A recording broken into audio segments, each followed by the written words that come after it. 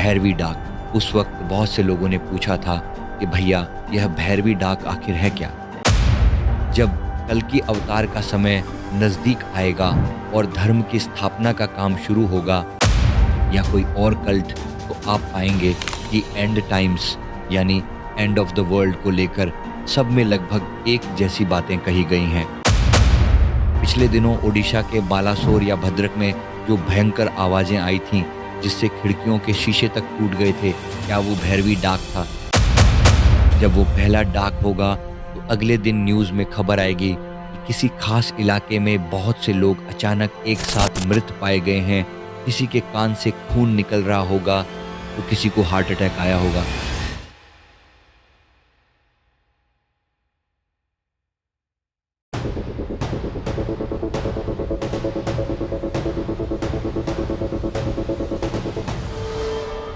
नमस्ते दोस्तों, कैसे हैं आप सब? आज मैं आपसे एक बहुत ही दिलचस्प और रहस्यमयी विषय पर बात करने जा रहा हूँ। अगर आपने हमारे पुराने वीडियोस देखे हैं, तो आपको याद होगा कि जब हम आने वाले कुछ सालों, खासकर 2024 से 2027 की भविष्यवाणियों पर चर्चा कर रहे थे, तो हमने एक शब्द का ज़िक्र किया था, भैरवी डाक। उस वक्त बहुत से लोगों ने पूछा था कि भैया यह भैरवी डाक आखिर है क्या? तो चलिए आज इसी पर तसल्ली से बात करते हैं। सबसे पहले तो ये समझते हैं कि भैरवी डाक का मतलब क्या है। भैरवी यानी माता भैरवी, जो 10 महाविद्याओं में से एक हैं और माता दुर्गा का ही एक रौद्र रूप हैं। और डाक का मतलब होता है पुकार या आवाज़, यानी आसमान से गूंजने वाली एक बहुत ही भयानक और रहस्यमयी पुकार। भविष्य मालिका और कई अन्य ग्रंथों के अनुसार जब कल की अवतार का समय नज़दीक आएगा और धर्म की स्थापना का काम शुरू होगा, तो माता भैरवी का यह डाक या आवाज़ एक बहुत बड़ा संकेत होगी। कहा जाता है यह आवाज़ 7 दिन के अंधकार से ठीक पहले सुनाई देगी। मज़े की बात यह है कि अगर आप दुनिया के अलग अलग धर्मों का गहराई से अध्ययन करें, चाहे वो इस्लाम हो, क्रिश्चियनिटी हो या कोई और कल्ट, तो आप पाएंगे कि एंड टाइम्स यानी एंड ऑफ द वर्ल्ड को लेकर सब में लगभग एक जैसी बातें कही गई हैं। इस्लाम की हदीसों में भी जिक्र है कि कयामत से पहले आसमान से एक भयंकर आवाज़ आएगी, जिसका सोर्स किसी को पता नहीं चलेगा। अब कुछ लोग पूछेंगे कि क्या पिछले दिनों ओडिशा के बालासोर या भद्रक में जो भयंकर आवाज़ें आई थीं, जिससे खिड़कियों के शीशे तक टूट गए थे, क्या वो भैरवी डाक था? तो इसका जवाब है बिल्कुल नहीं। क्यों? क्योंकि मालिका में साफ लिखा है, जे डाक जा सुभव अकाल मृत्यु ती तहारे। यानी जो इंसान उस असली भैरवी डाक को अपने कानों से सुनेगा, उसकी वहीं अकाल मृत्यु हो जाएगी, उसकी छाती फट जाएगी। पिछले दिनों जो आवाज़ें आईं, उनमें किसी की जान नहीं गई, इसलिए वो भैरवी डाक नहीं था। तो फिर असली भैरवी डाक कैसे होगा? भविष्य मालिका और संत अच्युतानंद दास जी के भविष्य पुराण में बहुत विस्तार से लिखा है कि यह डाक एक बार में पूरी दुनिया को नहीं सुनाई देगा, यह अलग अलग चरणों में होगा।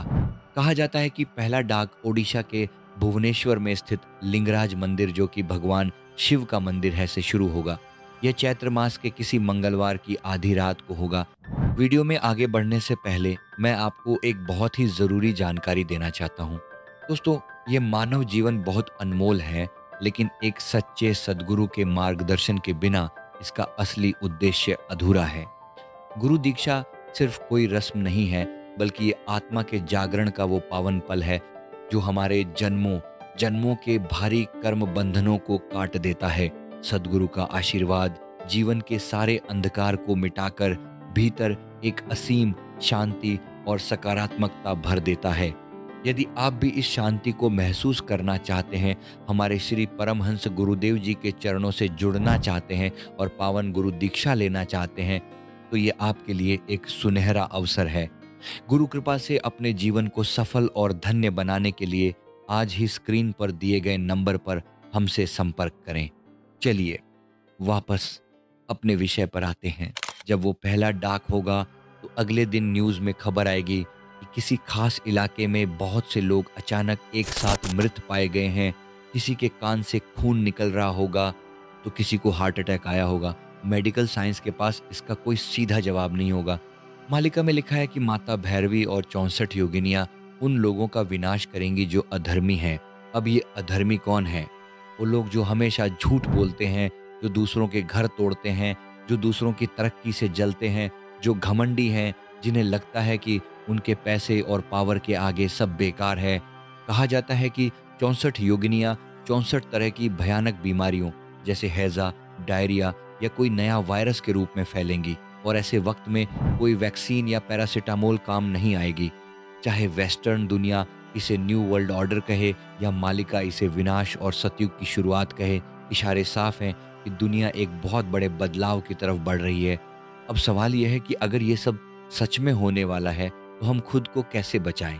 इस्लाम की हदीसों में भी कहा गया है कि जब ऐसी आवाज़ आए तो इंसान को 1 साल का राशन लेकर अपने घर में छुप जाना चाहिए।